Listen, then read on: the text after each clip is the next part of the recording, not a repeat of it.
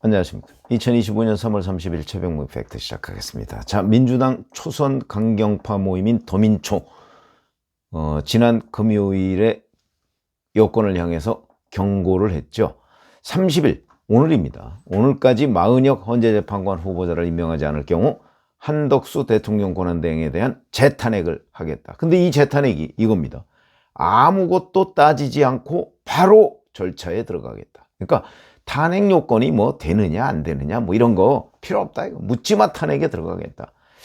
이제 이게 한덕수 대행에 대한 협박뿐만 아니고 이거는 국민에 대한 협박입니다. 그렇죠? 지금 국정 마비를 시키겠다 뿐만 아니고 국무위원들도 연쇄적으로 탄핵을 시키겠다 이렇게 얘기를 했거든요. 이거는 국민에 대한 협박이나 마찬가지, 국가를 마비시키겠다는 거 아니겠습니까? 그래서 제가 입법 내란 얘기를 하고 있는 겁니다. 입법부의 내란이죠. 이게 과연 실행 가능하느냐? 전 몇 차례 오늘과 어제 말씀드렸습니다만은 불가능한데 지금 민주당이 하겠다니까.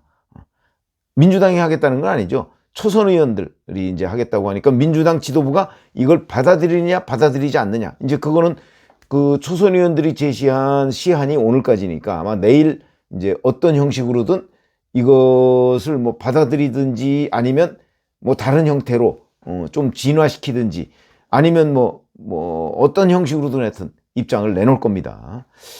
역풍 뭐 충분히 저는 예상할 수 있고요. 지금 그 역풍도 불고 있다고 생각을 합니다.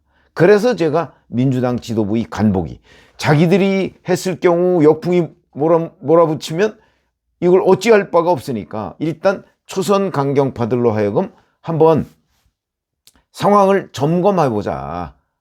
그래서 역풍이 심하면 이건 초선 강경파의 주장이야 이러고서 이제 넘어가면 되는 거니까 그렇게 말씀을 드렸습니다만 그에 대한 지도부의 판단은 아마 내일 나올 것이라 이렇게 보고요.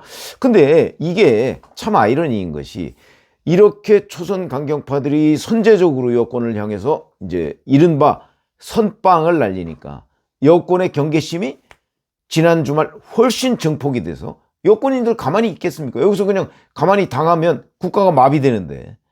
그래서 각종 대책을 내놓기 시작했다. 그중엔 밝힐 수 없는 대책들도 제가 알기로는 굉장히 많은 걸로 보고 있습니다. 자, 근데 이 역풍 얘기를 하면 예를 들어서 이런 게 하나가 있습니다. 친야. 그러니까 지금 민주당 성향의 법조인인 김필성 변호사라는 사람도 참다 못해 SNS에 이런 글을 올렸습니다. 국무회의를 무력화시킬 목적으로 탄핵을 다수 진행하는 것은 우의력으로 헌법에 의해 설치된 헌법기관을 무력화하는 것으로 내란죄 구성요건 해당성이 문제될 수 있다. 이렇게 얘기합니다. 이거 제가 말씀드렸죠. 하나하나의 탄핵은 그건 국회가 할 수 있습니다. 법률에 명시돼 있죠. 그러나 이걸 다 모아서 국무회의를 마비시키는 것은 내란이다. 이게 바로 입법부의 권한 남용이다. 제가 그런 말씀 드린 거 아마 기억하시는 분들 계실 겁니다. 똑같은 입장입니다. 이게 내란이죠. 그래서 지금 내란죄를 민주당의 초선 강경파들이 예비 음모하고 있는 겁니다. 예비 음모죄도 내란은 처벌할 수 있거든요. 자, 이러다 보니까 이제 여권이 최소한 어쨌든 국정마비는 막아야 될 거 아니겠습니까?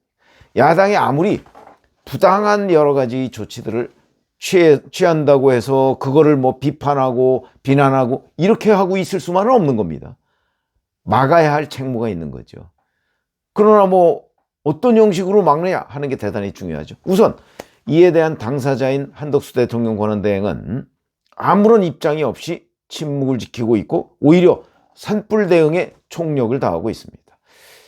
지난 금요일에 중앙안전재난대책본부 회의를 주재했고요. 여기서 불길이 되살아나지 않도록 뒷불 감시에 집중해야 한다. 산불 피해를 입은 국민들의 상처를 치유하기 위해서 정부가 할 수 있는 모든 지원을 다하겠다. 이거는 국민을 향한 메시지입니다.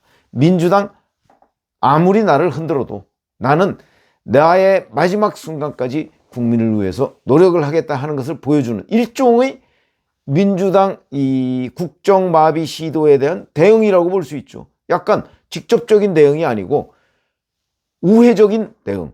나는 내 할 일을 마지막 순간까지 하겠다. 그렇게 되면서 일종의 무시하는 이런 태도를 보이고, 정면 대응을 하면 곧바로 열전이 되겠죠. 일종의 냉전 관리 뭐 이런 거라고 보시면 되겠습니다. 자, 그러나 한덕수 대행이 이렇게 침묵을 지킨다고 해서 총리실 또는 대통령실이 아무런 입장을 갖지 않고 한덕수 대행의 지시만 바라보고 있느냐? 그렇지 않습니다. 제가 파악해 본 바로는 대단히 많은 정밀한 대응책을 지금 짜고 있다. 지난 주말에 어제 오늘 이렇게 짜고 있다는 거고요. 뭐 거기에는 여러 가지가 있습니다. 근데 오히려 그거를 대행해서 국민의힘에서 지금 여러 대응책이 쏟아지고 있습니다. 물론 이거를 총리실, 대통령 권한대행실이 할지 안 할지는 모르지만 적어도 상당한 참고가 되고 있고 아마 교감 속에 이루어질 가능성이 있다. 이게 이제 형법상 국헌문란죄가 된다는 거거든요. 바로 김필성 친민주당 변호사의 주장과 비슷한 겁니다. 권성동 원내대표 이렇게 얘기합니다. 국무위원 개개인은 하나의 헌법기관이다. 오로지 마은혁이라는 헌법재판관 한 명의 임명을 위해 헌법기관들을 파괴하겠다는 것이다. 이렇게 지금 비판을 하고 있고요. 예를 들어서 국무회의 개의 정족수가 구성원 과반수입니다. 이거를 2인 이상으로 바꿉니다. 대통령령 개정하면 되거든요. 대통령령은 국회가 관여할 바가 아닙니다. 그냥 정부에서 하면 됩니다. 이걸 개정해서 미리 아마 내일 아침에 할 겁니다. 대통령령 개정해서 국무회의의 개의 정족수를 2명 이상 이렇게 해놓으면 되는 거죠. 자, 그 다음에 이제 국민의힘 주진우 의원 같은 경우 법률가죠. 이렇게 얘기합니다. 정부 기능이 마비되는 상황까지 온다고 한다면 민주적 기본 질서를 위협하기 때문에 우현 정당으로 해산 심판 대상도 된다. 이런 거고요. 권성동 원내대표 어제 긴급 의견을 냈습니다. 초선 의원들의 의회 쿠데타 배후에는 이재명과 김어준이 있다. 쿠데타를 선언한 민주당 초선 의원 전원과 쿠데타 수괴, 이재명과 김어준 등 총 72명을 내란 음모죄, 내란 선동죄로 고발하겠다. 이거는 뭐 고발한다고 해서 당장 그 사람들을 체포하거나 그건 아니거든요. 그러나 이런 걸 가지고서 입법 내란에 대한 대대적인 여론전을 전개하는 시발은 될 수가 있습니다. 그런 점에서 정치적 공세로는 아주 효과적인 방법. 이게 입법 내란을 홍보하는 효과를 가져온다. 이런 거고요. 그 다음에 이뿐만 아니고 제가 알기로는 아마 이제 대통령실이나 뭐 대통령 권한대행, 이제 국무총리실이나 이런 데에서 헌법상 대통령이 가지고 있는 여러 가지의 비상조치들이 굉장히 많습니다. 재정경제상의 긴급명령, 비상계엄 뭐 등등 여러 가지가 많습니다. 아니면 법원에 가처분 신청 뭐 이런 것들도 굉장히 많죠. 효력정지 가처분 신청 이런 것들을 10분 활용하는 이런 대책들을 지금 촘촘히, 그걸 뭐 다 공개할 수는 없습니다만은 그거는 카드를 여러 개 만들어 놓고 민주당의 국정마비 시도를 봐가면서 국정마비를 막아야 하는 여러 가지 카드들을 하나씩 빼들 수 있는 거죠. 그걸 지금 마련하고 있다는 거죠. 아마 10가지 이상이라고 제가 듣고 있습니다. 대단히 많죠. 그거는 이제 민주당 지도부가 어떤 공세를 취하느냐에 따라서 그런 거 아닙니까? 공방입니다. 공방. 공격을 하면 방어가 있을 수 있죠. 방어를 하고 있는 겁니다. 지금 그 한덕수 대통령 권한대행 측이 먼저 선제 공격을 하는 건 아닙니다. 오로지 방어죠. 그 방어의 목적은 국정마비를 막기 위해서. 아마 이 부분에 대해서 저는 국민 다수가 공감을 할 거라고 보고, 지금 대통령실과 총리실도 그런 식의 대응 방안을 짜고 있다고 듣고 있다. 이런 거고요. 또 하나는 이런 겁니다. 자, 탄핵 남발. 탄핵 하나하나는 법률상 규정이 돼 있다고 그랬죠. 남발, 줄탄핵, 이것이 권한남용에 대해서 결국 입법 내란까지 갈 수 있다. 뭐 이런 게 이제 대다수 법조인들의 견해인데, 자, 그렇게 되면 이거를 막아야 되는 거는 대통령실과 총리실, 여기서는 이제 지금 권한을 남용해서 국정마비를 시도하는 데 대해서 대통령실과 총리실은 권한의 범위 내에서만 그걸 막을 수 있는 방법이 없을 때 어떻게 해야 되느냐. 여기서도 정당 방위의 개념을 도입해서 국정 마비를 시도하면 여기서도 다소 권한이 남용되더라도 그걸 우선 막고 봐야 된다. 이런 개념이죠. 그런 기조하에 대책을 세우고 있다. 그건 무슨 얘기냐면 민주당 측이 뭐 다소 무리하더라도 그냥 일순간에 여하튼 헌법재판소를 예를 들어서 뭐 마은혁 임명법 이런 거 만들어서 마은혁 후보자를 헌재에 투입한다. 가능할까요? 왜냐하면 마은혁 임명은 대통령이 할 수 있는 겁니다.